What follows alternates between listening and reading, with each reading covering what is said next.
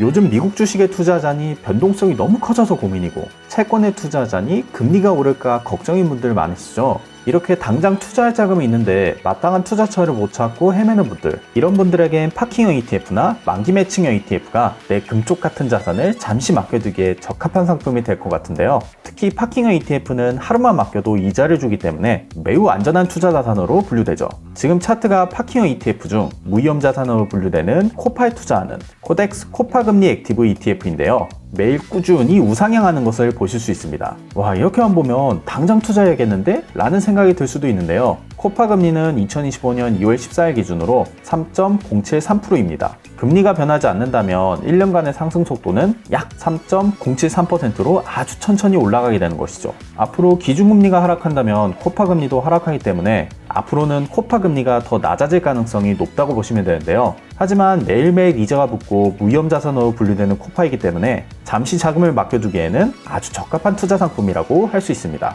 코파에 투자하는 ETF는 총 5개가 상장되어 있는데요. 수익률이 큰 변화가 없는 상품인 만큼 거래가 편리하겠죠. 원할 때 사고 파는 게 상대적으로 편하기 위해서는 시가총액이 큰 상품이 유리합니다. 코덱스나 타이거의 시가총액이 압도적으로 큰 것을 알 수 있는데요. 수익률에 큰 차이는 없지만 비교해본다면 타이거의 보수가 낮은 탓인지 6개월과 1년 수익률에서 조금은 앞서는 것을 볼 수 있네요. 참, 코파 금리는 하락 추세에 있기 때문에 과거 1년 수익률이 현재 코파 금리보다 높게 나타나고 있는 점은 참고해주세요. 만약 여러분이 주식시장의 하락을 기대하면서 오래 기다리는 투자자거나 예금처럼 확정된 안정적인 수익률이 필요한 투자자라면 만기 매칭형 ETF에 관심을 가져보시는 것도 좋은데요. 근데 이 만기 매칭형 ETF를 보면 종류도 20개가 넘고 각각 만기랑 기대 수익률도 달라서 어떤 것을 선택해야 할지 어려우신 분들이 많을 겁니다. 그래서 오늘은 만기 매칭형 ETF를 만기 기간과 듀레이션, YTM까지 싹 다 정리했으니까요. 투자에 참고하시길 바랍니다. 최근 기사를 보면 예금금리가 기준금리보다 낮은 수준인데 저축은행이나 인터넷은행마저도 2%대까지 떨어졌다는 기사를 보셨을 텐데요. 예금은 금리가 너무 낮을 뿐만 아니라 만기까지 보유하지 않고 중간에 돈을 찾게 되면 예정된 금리를 받을 수가 없습니다.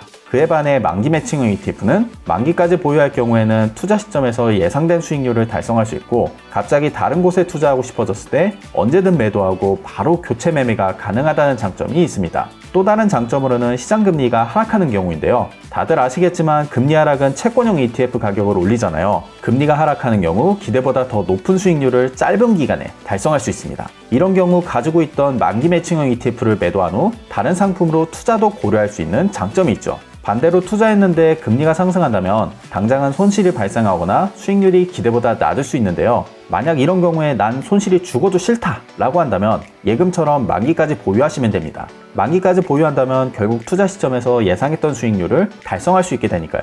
자, 그럼 각 ETF별로 YTM, 듀레이션, 만기 등을 살펴보겠습니다. 먼저 YTM 기준으로 보시죠. YTM은 만기까지 보유한다면 달성할 수 있는 만기 수익률입니다. 리스트 중 한 가지 상품만 유독 4%대의 수익률을 보여주고 있는데요. 이는 미국 채권에 투자하기 때문입니다. 현재 미국 금리가 한국 금리보다 높기 때문에 미국에 투자한다면 더 높은 금리를 얻는 것은 당연하죠. 문제는 환율 변동으로 인한 수익과 손실이 발생할 수 있기 때문에 이는 단순 채권에 투자하는 것보다는 달러에 투자하는 효과가 더 크다고 할 수 있습니다. 그래서 오늘 이 시간에는 제외하도록 하겠습니다. 그 다음은 YTM이 3%를 간신히 넘는 정도인데요. 이걸 보고 아니 이럴 바에는 코파에 투자하고 말지? 라는 생각이 드실 수도 있어요. 당장 단기로만 투자한다면 코파에 투자하는 게 더 낫긴 하니까요. 그런데 코파 금리보다도 채권 금리가 낮은 이유는 앞으로 금리가 하락할 것으로 예상되기 때문입니다. 만약 금리 하락 속도가 빨라진다면 오히려 지금이 가장 높은 금리 수준이 될 수도 있는 것이죠. 그래서 만기 매칭형 ETF를 활용하되 비교적 짧은 기간에 금리 변동에 민감하지 않게 투자하고 싶다면